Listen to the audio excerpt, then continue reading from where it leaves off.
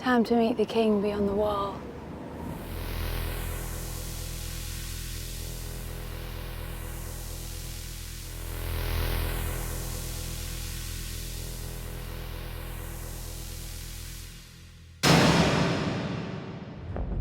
The Wildlings are the people who live north of the wall. The name Wildling is what the people who live south of the wall call them, and they would reject that name, which has its connotations of being uncivilized. They're feral, and they fight incredibly well, and they're tough. I like you, boy, but if you lie to me, I'll pull your guts out through your throat. They are ruthless in some ways, and in some ways they are very connected because they need each other. It's a harsh life. The winters are devastatingly cold. Food becomes very scarce. They eat what they find, and they find what they eat. Because of the harsh conditions under which they live are a more primitive society than the people of the Seven Kingdoms. There's actually quite a lot of Westeros north of the wall. It's a large expanse of land, probably as large as Canada. Things that have been reduced to legend and history in the southern world are living and breathing north of the wall, the giants being an obvious one. First time you've seen a giant, Jon Snow. And as you might expect in any piece of land that large, there are different types of wildlings. They're not a unified people by any means. The people who live near the coast make their armour out of oyster shells, and then we see Rattleshirt's gang. So there are different bits and pieces going on. We felt that if you lived up there, you'd have to be quite organised, because they also move, so you would take your minimal amount of things. All those things were taken into account to try and bring something new to the look of the camp.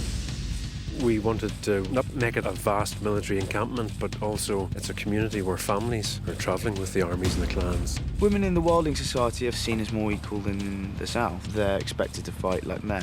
What? Give it back! Oh, I stole it. It's mine. You want it? Come steal it back. As a wildling woman, I think you fight for what you want, and if you don't, you've then got to live this life whether you've made that decision or not, so you've got to stand up for yourself. We've made skin skirts, and some of it's fabric that we've waxed. It's not, fashion.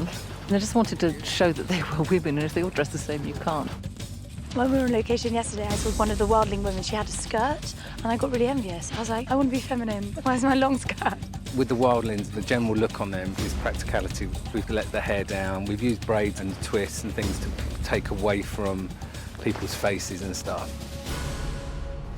A lot of the wildlings raid south of the wall. They'll climb over the wall looking for valuables, gold. They steal women. Most of the iron and steel weapons they have are things that they've gotten by killing someone else and stealing their weaponry. We've given the men large axes, spears, swords made from bone and a lot of antlers. With the women, a few more short swords and predominantly archery. The weapons are practical for this part of the world. We've wrapped it with leathers, we've wrapped it with fur, in keeping with the area. How many men remain in Castle Black? 1,000. Liar. If you were a northerner, you grew up hearing these stories that the enemy are the wildlings. There's this endless war going on between those who live in the north and those who live beyond the wall. I don't think the Wildlings essentially are fighting for anything. Beyond the wall, they're happy. This is their land, their free world. The free folk call the people of the Seven Kingdoms kneelers because they recognize the superiority of a class of nobility. There are no nobles north of the wall. You don't become the king because your father was the king. There's no crown. The idea that people would choose their own leader is a pretty enticing idea to people who are not in any line of succession and never will be. Sometimes a charismatic leader will arise among the free folk, and Mance has done that. Mance has won the allegiance of the free folk. You're Ned Stark's bastard. He's radical and dangerous, but in this world that we live in, everything's quite radical. Mance is a wildling by birth, but he was captured as an infant by the Night's Watch, who they brought back and raised. This was someone who struggled with his Night's Watch vows, someone who had problems with the way the Night's Watch did things. So instead of being leader of the Night's Watch, he became a leader of the enemy, and a very dangerous enemy because he knows a great deal about the Night's Watch. He's been trying to harness this army of all these different clans and tribes. He believes something massive is going to happen out there, and he wants to take them all back into the other side of the wall.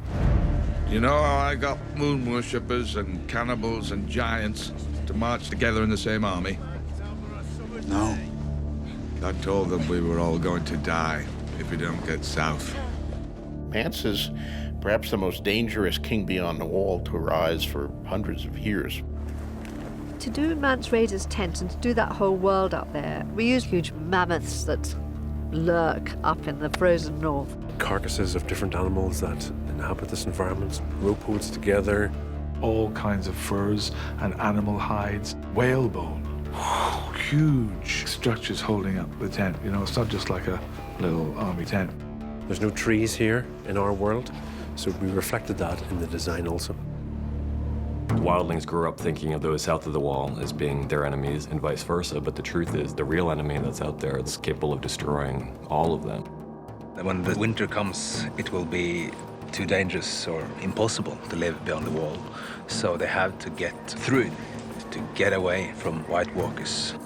When it's time, I'm going to light the biggest fire the North has ever seen.